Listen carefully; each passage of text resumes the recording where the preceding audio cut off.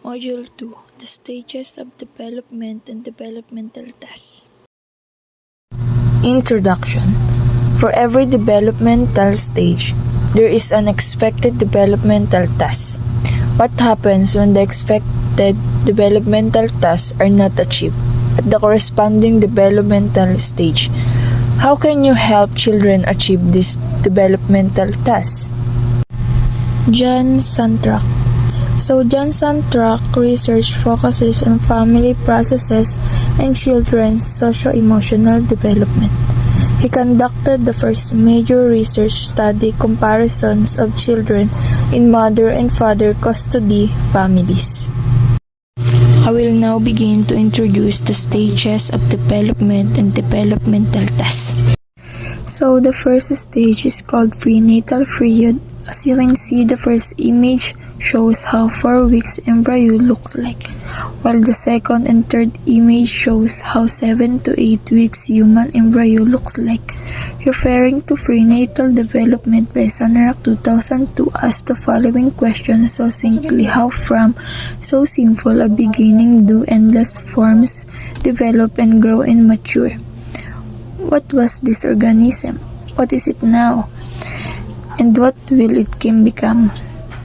First fragile moment arrives when the newborn is on threshold between two worlds. The progress before birth or the prenatal development is actually divided into 3 phases. The first stage is called germinal stage. This went first or 2 weeks conception, implementation, formation of placenta. While the second stage, called embryonic stage, is when the 2 weeks of the 2 months formation of vital organs and systems.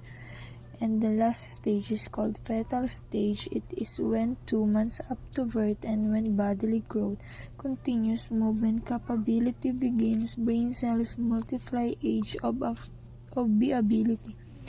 In summary, prenatal period is the process encompassing the period from the formation of an embryo through the development of a fetus after birth. Infancy, birth to 2 years. Extreme dependence on adults. Beginning psychological activities.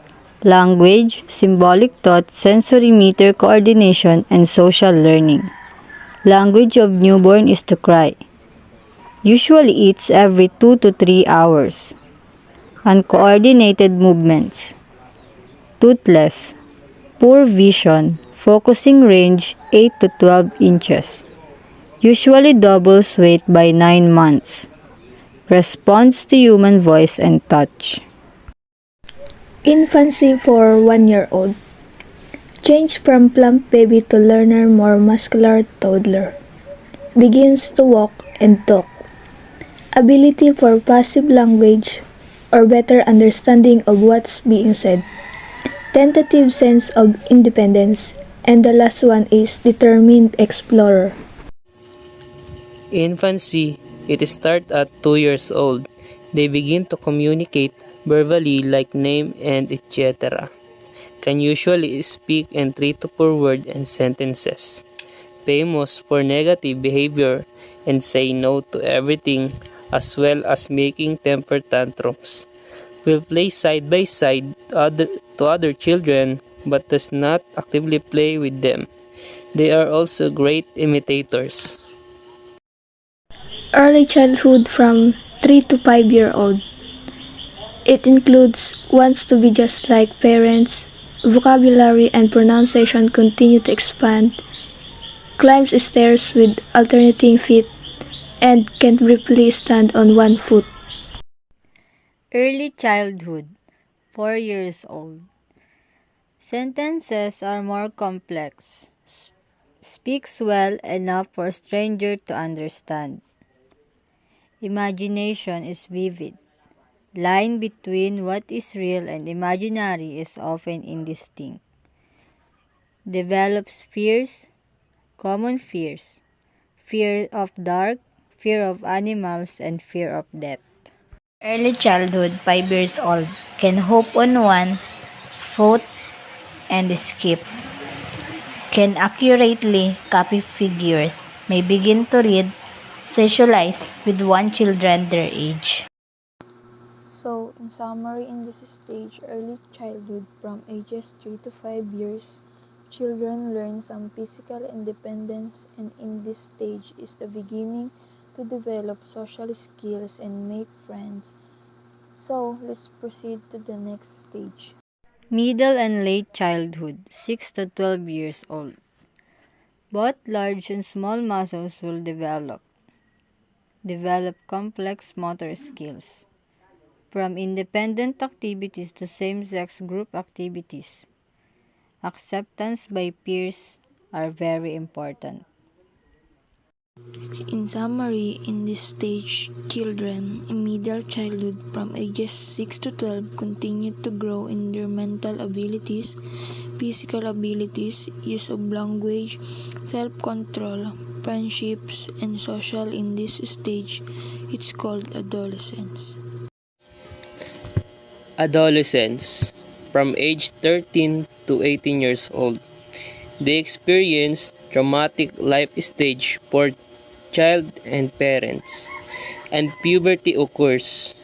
Extremely concerned with their appearance, and they are trying to establish self-identity and confront with authority.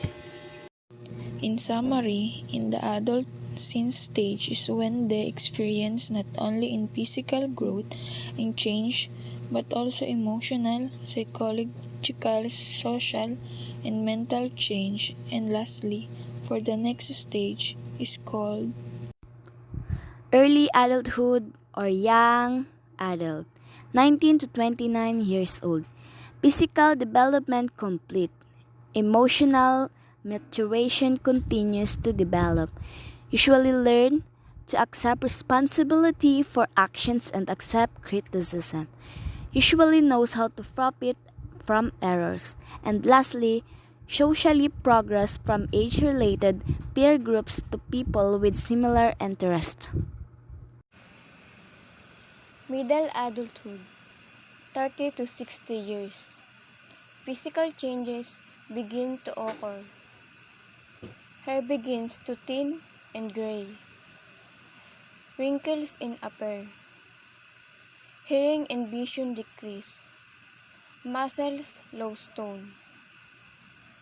Main concerns: children, health, job, security, aging parents, and peer aging. Love and acceptance still take a major role. Adulthood 61 years and above.